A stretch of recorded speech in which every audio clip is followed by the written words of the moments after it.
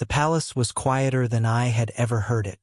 Not the ceremonial quiet of mourning, not the rehearsed stillness of protocol, but a living, listening silence, like the walls themselves understood that something irreversible was about to be set in motion.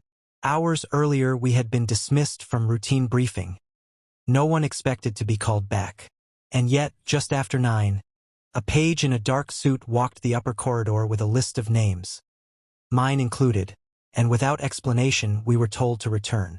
Those of us who work behind these doors know the difference between formality and rupture. That night was rupture. I remember the oddest details. The hum of a single lamp left burning on an empty table. The sound of Catherine's heels somewhere far down the corridor.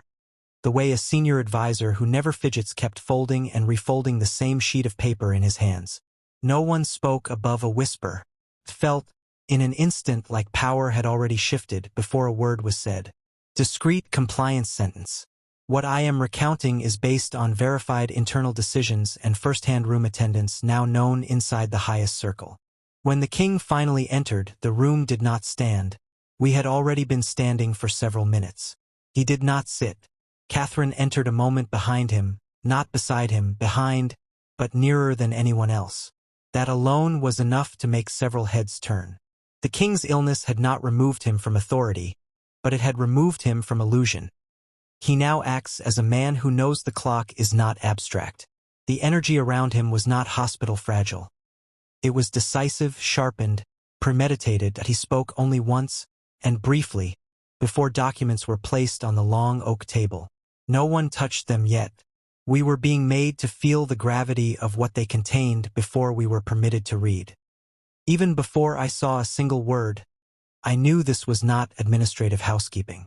This was succession architecture being redrawn while the monarch was still alive. But the moment that changed the temperature of the room was not the king's voice. It was Catherine's stillness. She was not a spectator. She was not a consort in posture. She stood with the unmistakable bearing of someone whose counsel had already been accepted before we arrived. No one challenged her. No one even breathed in the direction of objection. This is how you know history is being written in real time. Power does not announce itself. It materializes in how others fall silent around it. We had been called not to debate, not to advise, but to witness. The documents were to codify a change not in ceremony, but in bloodline consequence. A change that would not wait for a coronation or a funeral or a public statement. A change that would outlive the king who signed it.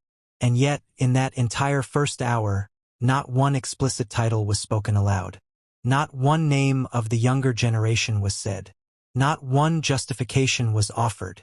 The palace does not explain history to the people who carry it out. It only tells them when to begin. And that night, without a crown moving, without a trumpet sounding, without the world knowing, history began behind a closed door. When the documents were finally released down the length of the table, we did what is never done in such meetings. We read before being spoken to. Pages whispered against one another. Pens hovered over margins without touching them. And all at once the room became a study in controlled breathing. I turned the page expecting financial provisions, delegated duties, or end-of-reign contingency architecture. Instead, I saw a single line that did not belong to any of those categories. It was not highlighted, not centered, not enlarged. It sat in the body of the text as if it were an ordinary clause in an ordinary brief. Her Royal Highness Lady Louise. No one gasped. No one dropped a pen.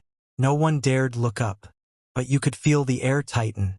Tighten the way it does before a storm breaks a tree in half. A title that does not exist yet had been written as though it already did. And in the language of monarchy, the moment a title is written as if real, it is no longer hypothetical, it is intention. The fact that no one said her name aloud made the shock sharper. If the king had spoken it, we could have processed tone, motive, context. But ink is colder than voice. Ink tells you there is nothing to debate. It also told us something far more consequential. This was not about sentiment, not about tribute, not about Louise's personal virtue or tragedy or deservingness. This was structural. And structural moves are not made for a single girl. They are made for an entire future the crown plans to survive into. I kept my eyes on the page because looking up would have been an admission that I understood the scale of what had been done. That title, written in the present tense, meant that someone had been cut out, someone had been repositioned, and someone had been elevated into a line they were not born expecting to carry. No one asked why. No one asked by whose counsel. No one dared say the obvious name not written anywhere near the clause. Because to ask why Lady Louise would become HRH is to ask who will not. And in this palace, questions are dangerous not when the answers are unknown, but when the answers are already decided. The king did not look at us while we read. Catherine did not look at the king. She looked at the table. Not with shock, not with hesitation, but with the expression of someone who had already lived through this moment in private, days or weeks before the rest of us were allowed to enter it. Nothing in that room was improvised. Nothing was premature. Nothing was reversible. A decision that should have waited for funerals, abdications, or a second coronation had been pulled forward into the living reign. In ink, not in rumor. That is how monarchy signals that it is not reacting to crisis. It is preparing to outlive one. It took less than a page of reading for the logic to begin revealing itself. Not through explanation, but through omission. The document never mentioned the Sussexes, never referenced departures, never acknowledged rupture. Yet every clause that elevated Lady Louise sat precisely where a different branch would have once been named without question. There was no need to state what the world already knows. When a working line exits, a working line must be rebuilt. It was architecture, not sentiment. For years, the palace had compensated for that absence with temporary redistribution. Senior figures doubling roles, engagements reassigned, appearances stretched thin to preserve the illusion that nothing had been lost. But monarchy is not maintained by illusion forever. Eventually, structure must be rewired, not patched. And here it was, the rewiring in clean legal prose. The elevation of Lady Louise was not framed as reward, nor emergency, nor tribute. It was presented as ordinary succession housekeeping, which is precisely how extraordinary decisions are made permanent. By pretending they are routine. I noticed then how the advisors behaved. Not one pair of eyes drifted toward the section of the room where such changes would once have been contested or defended. That section is empty now. There is no rival brief, no alternative claim, no counterweight across the ocean that still counts in constitutional mathematics. The crown does not punish abandonment. It simply removes the space once occupied by those who abandoned it and closes the line behind them. This is the difference between rumor and governance. Governance leaves no hole where a duty was forfeited. Lady Louise's name was not written as an experiment. It was written as a replacement. Not for a personality, not for a scandal, not for a public narrative, but for a missing functional heir-bearing branch without which future reigns collapse. And in that silent realization, the room changed again. Not in volume, but in alignment. Shoulders adjusted. Pens finally touched paper. People began to annotate not in protest, but in compliance. That is when I understood something larger. No one in that room believed we were witnessing a proposal. We were witnessing the final stage of something already agreed upon elsewhere. Likely in a room smaller than this one, with fewer witnesses and fewer signatures, before any of us were summoned. And in that smaller room, there is only one figure the king now trusts to negotiate the shape of continuity without destabilizing the present reign. Catherine. Not as a consort standing beside a throne, but as the stabilizing mind behind a throne preparing to outlive its current occupant. She did not speak in Act 3 of this story. She did not need to. Power can be heard in silence when direction has already been given. What revealed Catherine's influence was not anything she said. She said nothing. It was what others did because she was in the room. When a clause required interpretation, advisors did not look to the king for clarity. They looked to the Princess of Wales, and then amended their tone before they spoke, as if rehearsing their words against decisions she had already shaped elsewhere. No formal attribution was written, no reference was footnoted, no signature of hers appeared, and yet every behavior in that room treated her prior consent as a fixed condition. That is how you recognize authorship in a monarchy. Not by credit, but by compliance without instruction. The king did not correct a single line. He did not contest a single premise. He affixed his name to work that bore another mind's outline. Catherine stood neither jubilant nor tense. She stood like someone whose argument had already prevailed in private. The document was the execution, not the deliberation. Even the phrasing concerning Lady Louise carried Catherine's political grammar. Measured, non-sentimental, structured for longevity rather than optics. It was written to survive headlines, not generate them. And then the deeper implication surfaced, not in ink but in inference. You cannot elevate Lady Louise without altering the gravitational map around her. Titles are not isolated. They force all adjacent pieces to realign. A future HRH Louise means her branch becomes functional, not ornamental. Precedence tables must be rewritten. Future state duty assignments must be redistributed. Long-term succession optics shift from California absence to Windsor restoration. And another young female royal becomes an institutional counterweight inside the next reign. None of those moves happen unless someone is thinking 3 monarchs ahead. Not one. That is not the king's thinking in illness. That is Catherine's thinking in contingency. The king is preserving the reign he occupies. Catherine is engineering the reign she will survive into. And the most telling proof came not from her, but from the way senior men who once outranked her in influence now modulated themselves in real time, softening objections before objections formed, adjusting language before contradictions emerged. They were not responding to the king's authority. They were precompensating for Catherine's. Influence does not announce itself in monarchy. It repositions the room before a word is spoken. By the end of that night, everyone understood the same silent truth. Lady Louise was not merely being elevated. She was being positioned inside a future Catherine intends to control. No decision at that level is clean. Every elevation casts a shadow, and by Act V the shadow was visible even if unnamed. For Lady Louise to move upward, someone else must move sideways, downward, or out of view. Monarchies do not expand space, they redistribute consequence. And that unspoken cost hung in the room like a second document no one dared open. Not one clause defined who would be displaced. The crown never records subtraction in ink. It performs subtraction in silence, by omission, by the absence of names that once would have appeared automatically and now do not appear at all. That is how you erase a future line without declaring it erased. You simply stop writing it.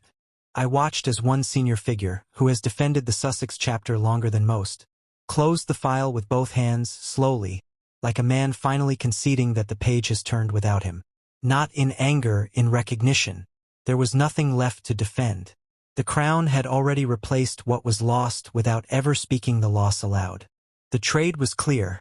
The institution would no longer absorb the risk created by a branch that stepped away, so it would manufacture a new branch with someone who never tried to leave. Lady Louise was not chosen as a gesture. She was installed as insurance. And that is when the true price of Catherine's strategy came into focus. To secure the crown's long-term stability, she is willing to destabilize expectations in the present. She is willing to redraw inheritance not after funerals, but during reigns.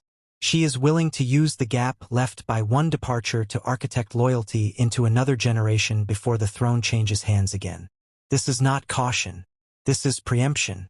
The king grants legitimacy. Catherine désigne permanence. And because this move was made while the king is still alive, it ensures one more thing. By the time William inherits, the framework Catherine engineered will already be untouchable.